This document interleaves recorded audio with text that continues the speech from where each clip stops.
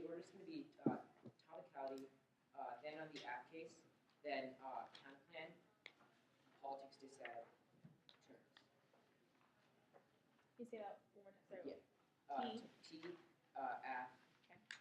counter plan, politics, terms. Okay, sounds good.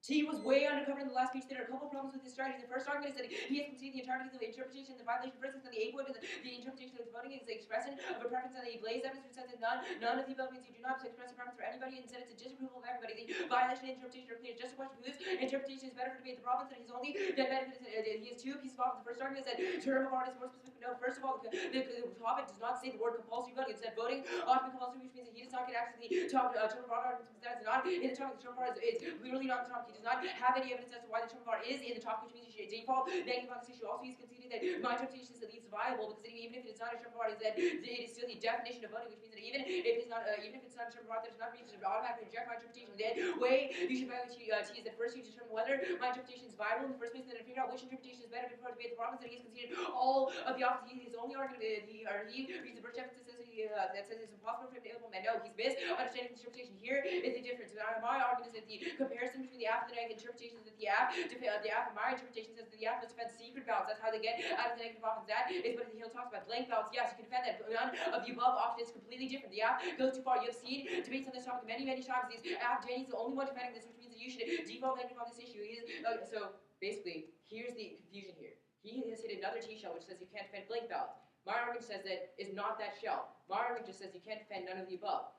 I say you still can defend blank ballots, which means he does not get access to the birch evidence. So, if non-unique solve his offense, however, the net benefit from my interpretation is the first argument is the first standard.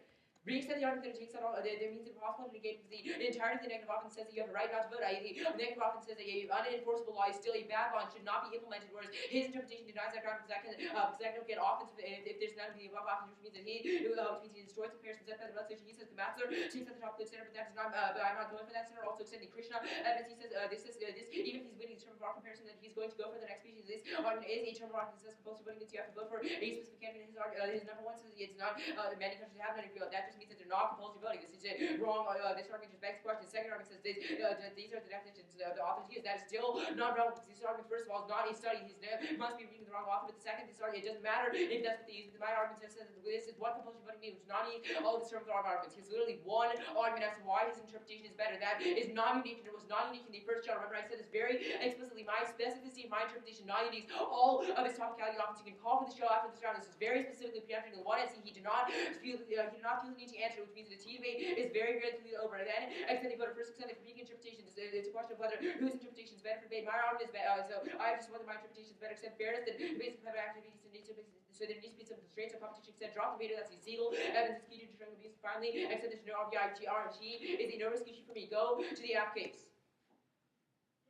There are a couple more problems with the last speech. The first argument is that he literally applies the Chong and Oliveira evidence to answer all of the other negative positions. The problem is that I predict this position. That's why there's the number 4 that he conceded. Extended it's Chong and Oliveira assume that it's enforceable in the first speech. My argument is that it is not enforceable because it's not enforceable because his interpretation says you can none of the above. The penalties are very small, which means that which means he doesn't use the same model Chong and Oliveira assume, which means he does not get access to Chong and Oliveira evidence. Also, he's conceded he does not do enough work on the lever evidence. His only argument is that it increases the turnout more than counterpoint. That is not what this argument says. This argument says that the consensus from the literature proves that there is no increase. There's no increase in minority representation from compulsory voting. Yes, there is an increase in turnout, but there's not actually increased representation of minorities. Jenny's misunderstanding the application of the lever evidence in last speech, which means that you should reject you should reject his arguments. He says that you should not go along with consensus, but he has conceded that consensus is always better than any comparison that we have done. Remember, the 8 point is that consensus means that you takes that is go along with the evidence argument, because it's actually active experts. They are doing the evidence comparing force. Why would we not take it? His B point is that if we that just because it's one study would be the outlier, which means that the majority of studies conclude negative. That's probably a good indicator that there is a Jenny study probably something wrong. The C point is that it doesn't do any good evidence, that we can't do good evidence comparison in 45 minutes as high schoolers, but experts spending their lives on this. That's what consensus shapes, which means that this is the best way to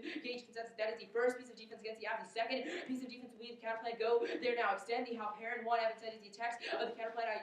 It's mandatory voter registration. Extend the Hershey evidence is the biggest obstacle to the solvency of the app's voter registration. The fact is he does not go for his first contention. He concedes all the defense against the first extension, meaning it also means that Danny cannot solve because his only argument is that because the fact that people are still not registered in Danny's world means that it does not matter if he increases turnout, which means that it's impossible for him to increase turnout. Only the counterplan does that. And his net benefit is attitude change, because you can see the argument that it does an attitude change to help Harry Evans says that it can still, first of all, empirically increase the net amount of turnout, which means it also enters the solvency evidence standing extended in the last speech. It also takes his arguments about why the net benefit is attitude change, because I also get attitude change. It increases the attitude that why voting is compulsory. That's why we're doing mandatory registration in the first place, which means that co-op arguments that is no net benefit to including the app. Also, the app at best, at worst, these arguments severely mitigate the app, which means I should get the cost of dissent. You will weigh his arguments in the next week, but those arguments are tiny compared to the weighing tiny because he gets a tiny turn. Like, go to the politics that he has conceded all the framing, except the Barrow evidence and the Barrow evidence presented its key to democracy, economic